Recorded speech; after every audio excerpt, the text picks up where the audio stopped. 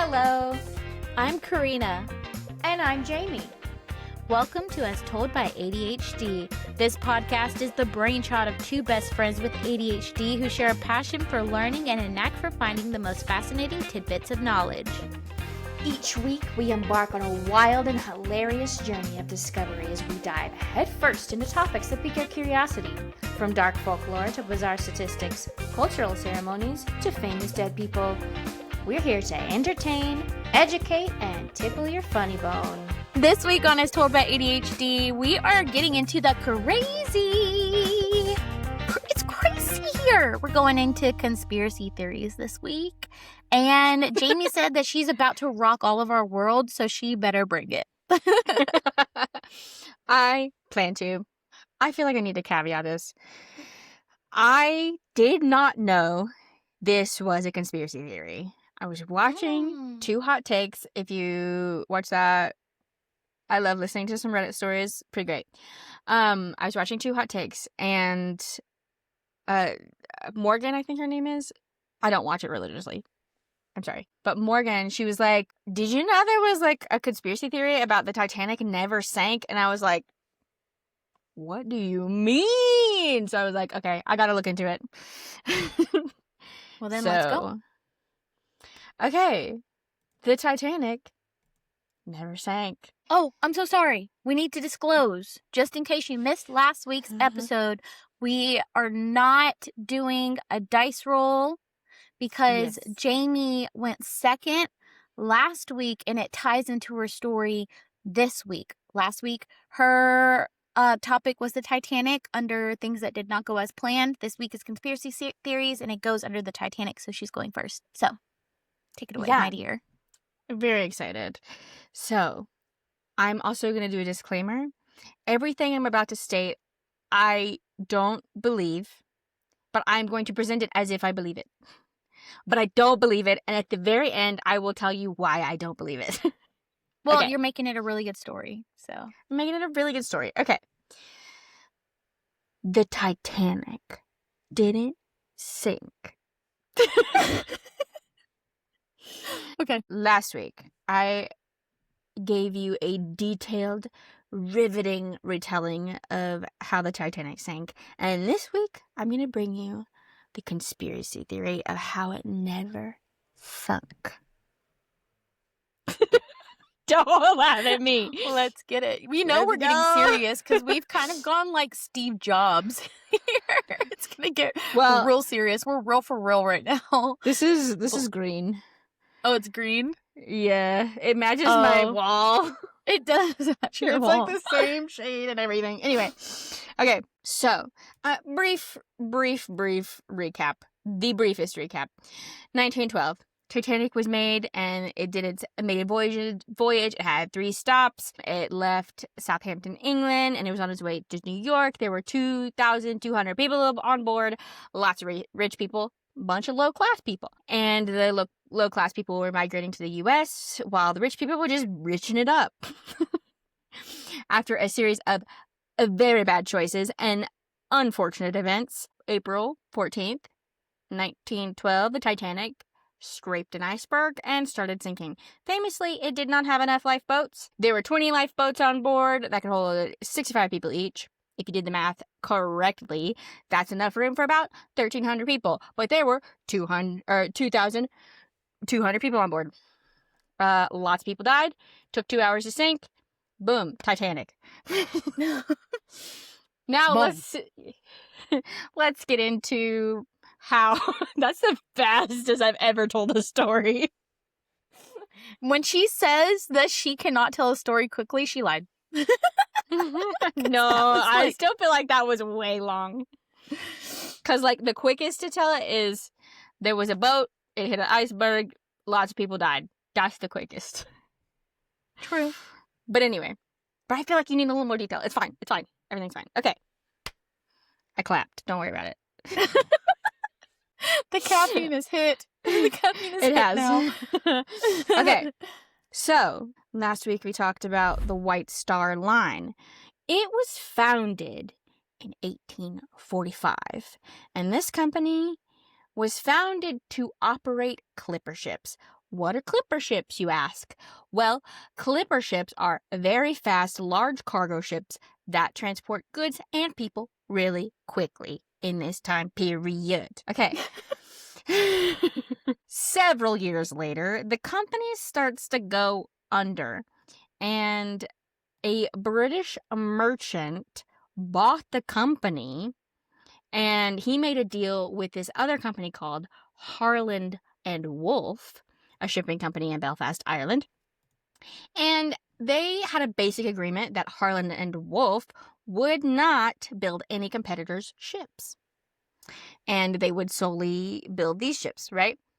Really lucrative for both of them. And the person who bought this company and made this deal, his name was Thomas Ismay. Sound familiar? He's the father of Bruce Ismay. Legal name is Joseph Bruce Ismay, but he goes by J. Bruce Ismay. So, Thomas Ismay ended up dying in 1899, and the control of the company was passed to Bruce. In 1902, Bruce was like, I got this idea. I think this could be way more lucrative if I sell this company to someone who understands business and shipping. So he goes and makes a deal with an American man, and I know you've heard his name, J.P. Morgan. Oh my goodness. This was done for a few reasons. The main motive, obviously money. At this point, J.P. Morgan already had a massive shipping conglomerate. Oh my god.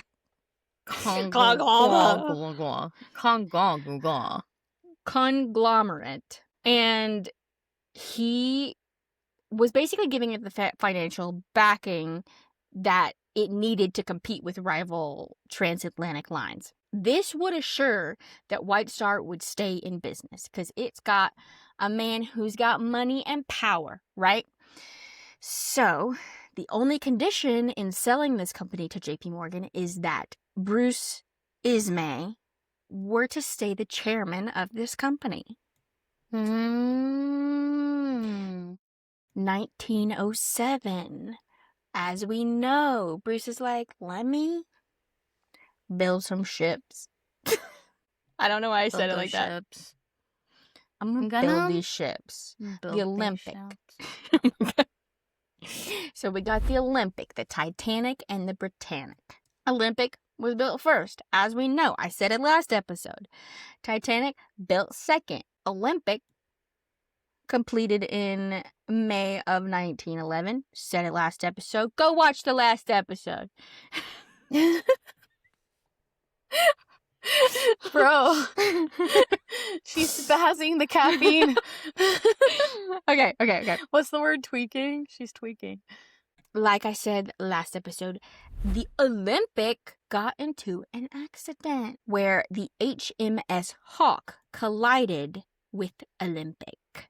They hit the back of the ship. So the Hawk, and it was going pretty fast too. The pictures of the wreck were crazy. Anyway, but hit the back of the ship, did pretty good damage, and they actually had to take it back to Belfast where it had been created, where it had been built to go get fixed. So this is where the conspiracy theory starts. You ready? Okay. I'm ready. In the late 1990s, somebody decided, they were like, I don't think the Titanic sank. I think it was the Olympic. And I think they did it for nefarious reasons. Let's get into it, shall we? Yes, please. This is my conspiracy theory persona. I see. What's her name? We should name her. I don't know. You name her. She's giving Brittany bitch. She's giving... She's Brittany. Yeah. Okay, Brittany. I'm Brittany, and I got some conspiracies. Okay. Don't worry about it. Don't worry about it. Unless you want to hear about my conspiracy theories. Okay. Let's talk about JP Morgan. Okay? He was a business tycoon. okay? He had his greedy little fingers in everything that he could. He dominated the U.S. banking industry, and he basically single-handedly saved the U.S. economic system from ruin. That's a whole other story. If you want to hear that story, let me know, because I want to learn more about it, but like I got overwhelmed, so I had to chill out on that. Anyway, he helped create and control some of the biggest companies in history, like U.S. Steel, General Electric. He had a shipping empire, okay? He basically dominated the international shipping industry at this time. He had his dirty little fingies in politics. I can't. I gotta say it again. This dirty little fingies.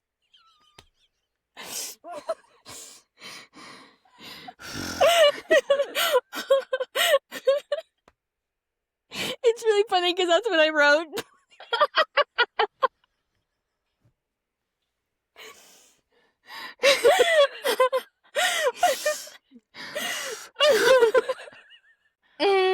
Ooh, okay.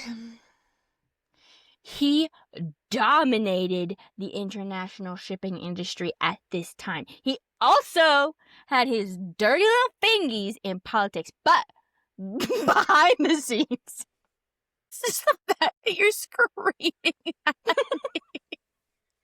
Screaming fingies? You're just screaming fingies at me. I can't get it together. Okay. He wasn't an elected official, but he used his money and his influence to be able to control the U.S. government sometimes. Sometimes. His fingies. I don't know. His fingies were controlling the government sometimes. Oh. So, around 1912, there were talks of creating a Federal Reserve, okay? And it was thought that this was because the financial panic of 1907, which was a leading factor in creating this. That's what they thought, right? Something that has always been around. Money creating power.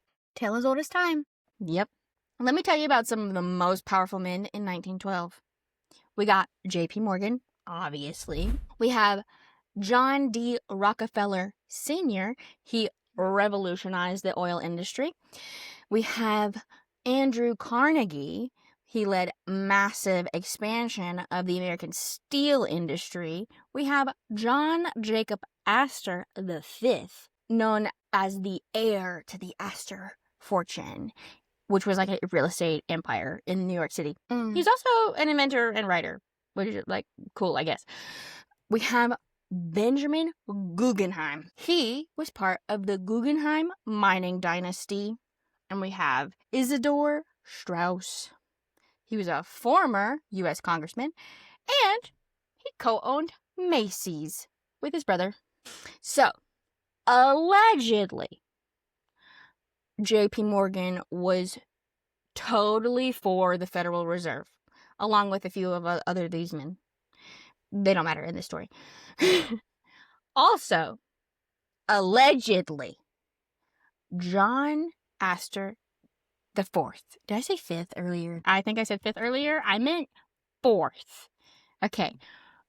John Jacob Astor the Fourth, Benjamin Guggenheim, and Isidor Straus were against this plan.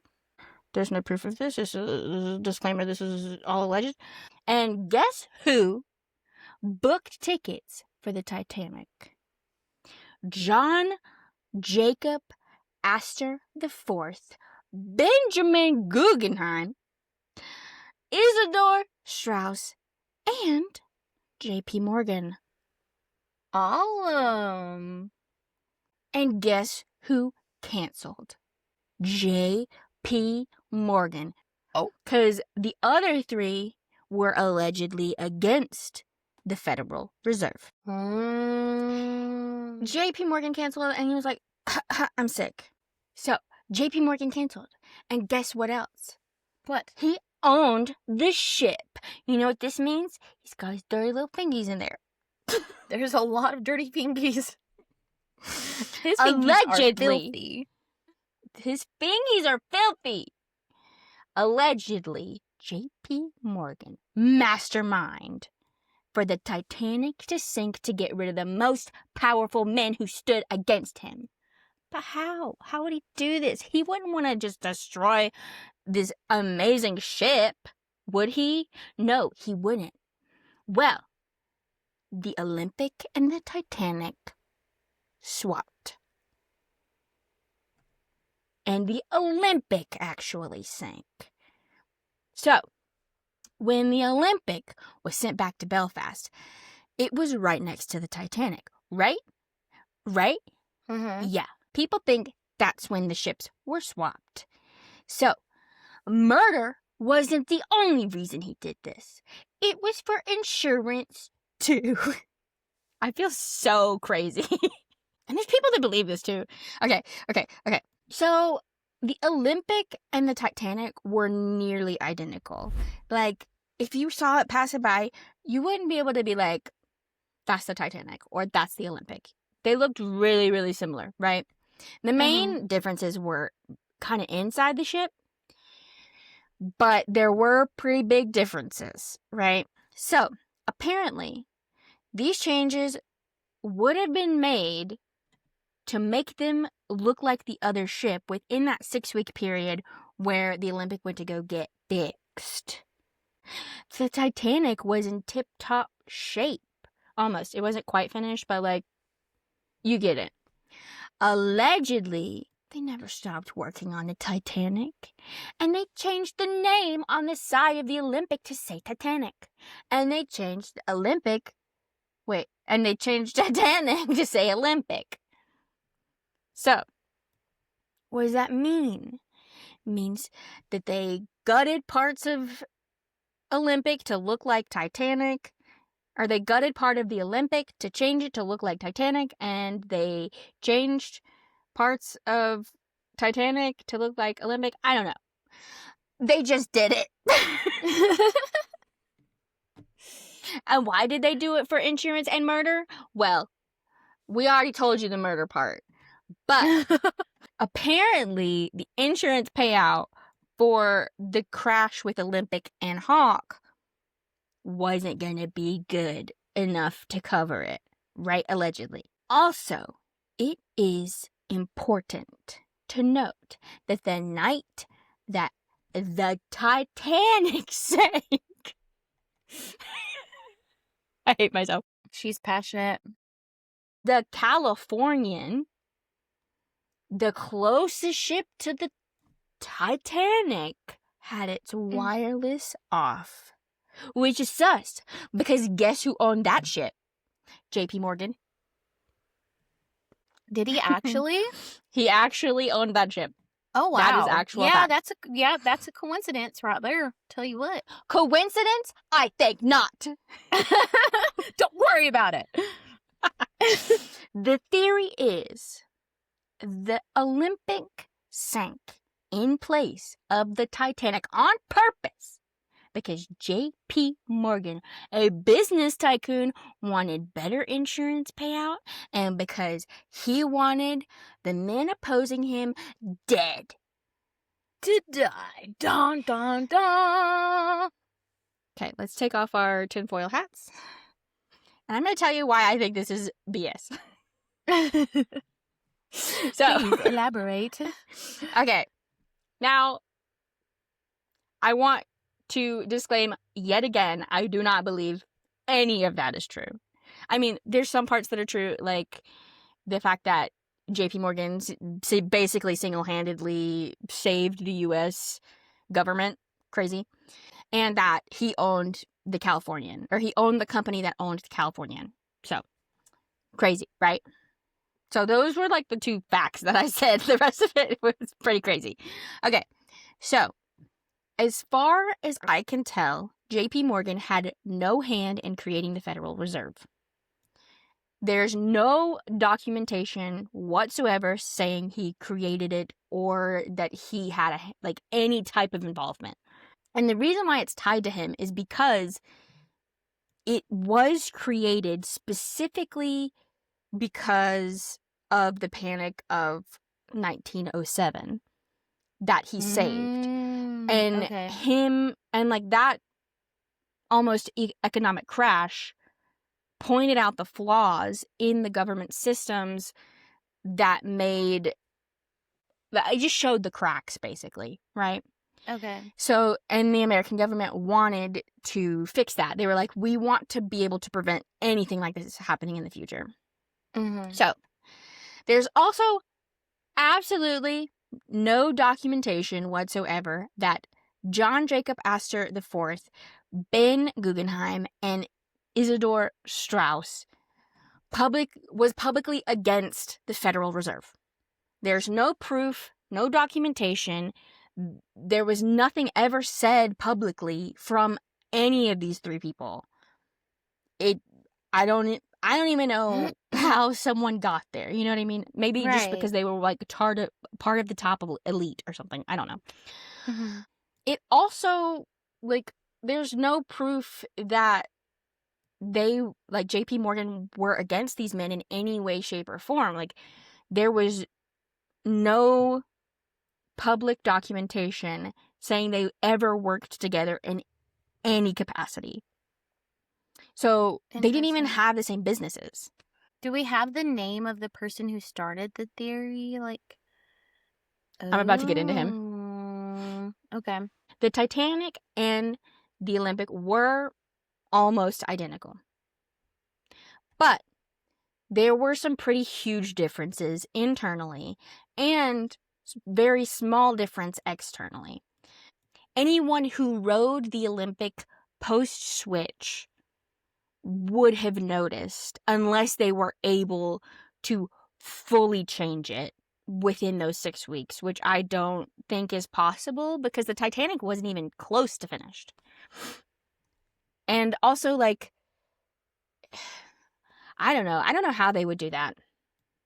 I also watched a video of this guy who's really into ships, and he explained and talked to a professional of how this is not possible.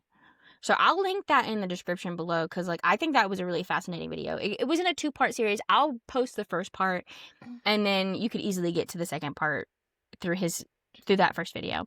But it was very insightful. It was very illuminating. Okay.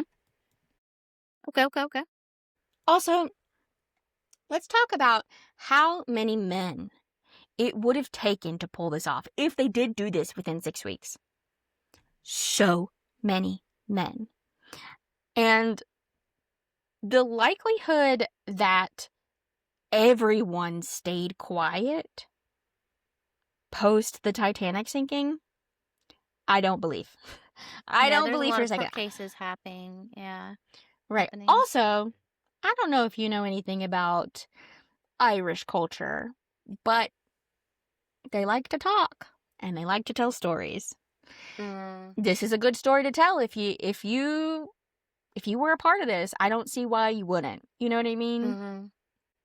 So, in my opinion, I think that we would have heard something way before the theory came out in 1990s, because the theory came from a man named Robin Gardner, and in the 1990s, that's I don't know how many years that is. That's over 50 years. Somebody would have said something. There was one deathbed confession, but I don't think that it was substantiated in any way. Also, I want to talk about the fact that part of this guy's theory was that there is footage that went, like, somebody, like, dove down and, like, videoed the site of where the Titanic now lays. And they went over, like, they were just, like, filming it, and you could see where the name was etched in the side. But paint had come off, and you could see the letters M and P. This is impossible, and let me tell you why. Because the letters were not painted on either ship.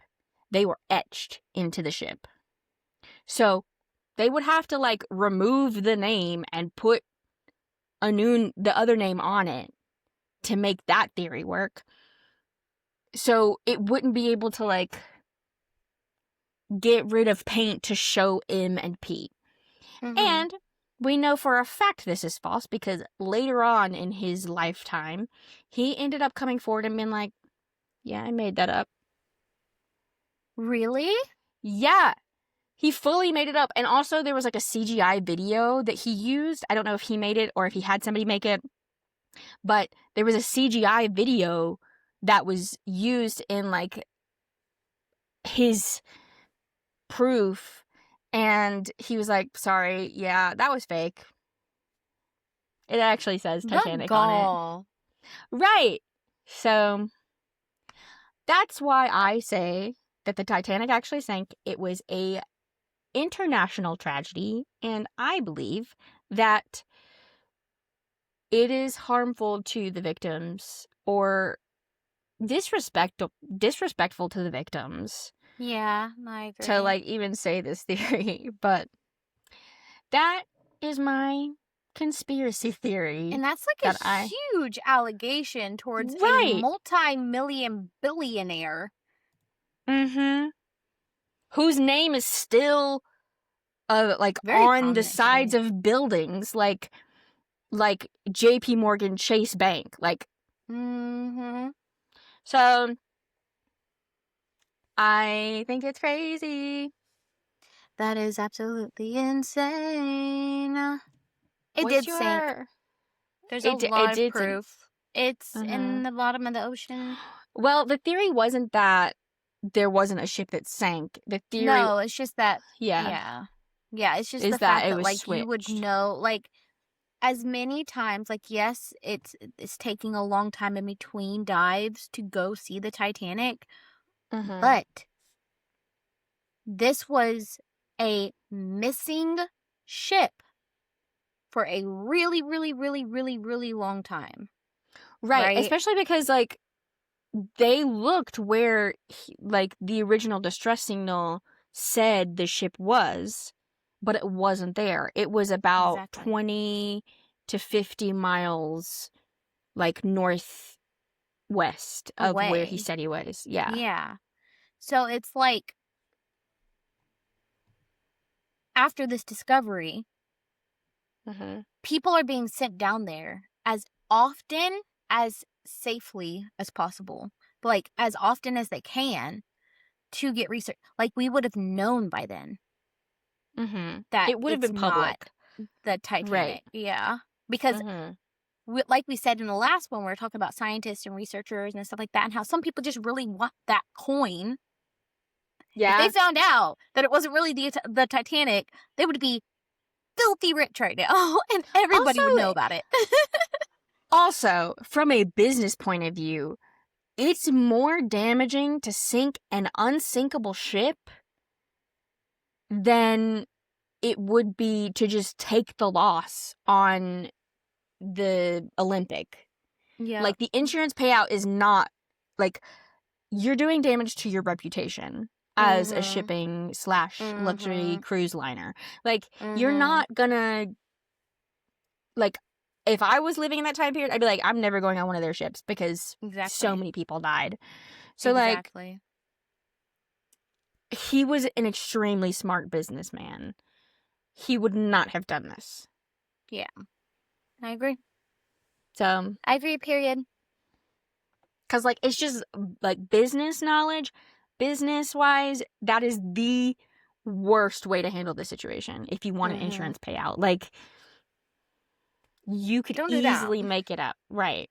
Yeah. I don't know. That's So- crazy. What'd you guys think? Leave your comments below. I think that also the fact that that guy that came up with this theory admitted that he lied, I'm like, okay, we don't need to worry about it. Yeah, that guy really just needed his 15 seconds of fame, Yeah, he did. unfortunately. Or is it Mhm. 5 minutes of fame? I don't know, whatever it is. 5 minutes. Is it 5 minutes of fame? It's 50. There's both 5 minutes and then also 15 seconds. Well, I've heard he both. wanted that. And he got it, Yeah. and then he was caught red-handed, and he was just like, I don't even think that he was like caught red-handed. I think he just admitted it one day. oh. But like, I also didn't look too far into it because I was like, I don't want to listen to this guy. He's dumb. That's so fair. That's so fair. Well, Well, my conspiracy theory is not going to tie into my story for last week's, but hopefully you'll still like it. I don't know. It kind of gets into like the World War II era again. okay. So we'll see. Well, I'm excited to hear it. Tell us in the comments what you guys are doing nice for yourself this week. I want to know. What are you going to do nice for yourself this week, Karina? Oh, I really don't know. I would like to go on a walk.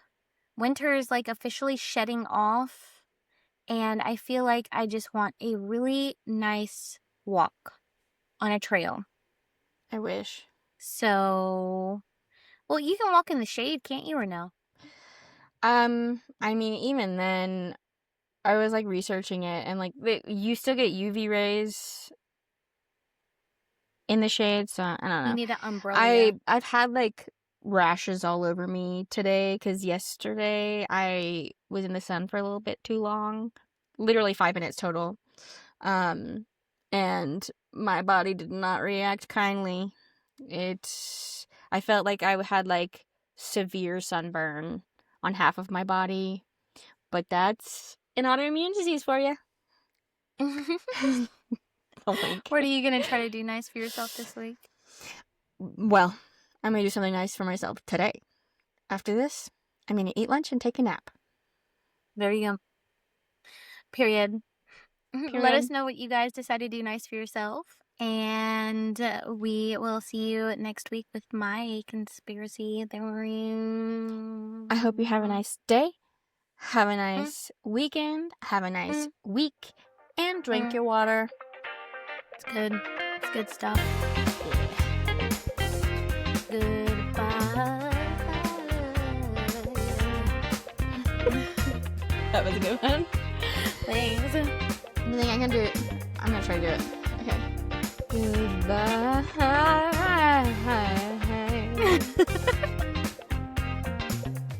I think that was perfect. I think that was exactly what you did. Perfect. To a T. We will see you Bye, guys. guys.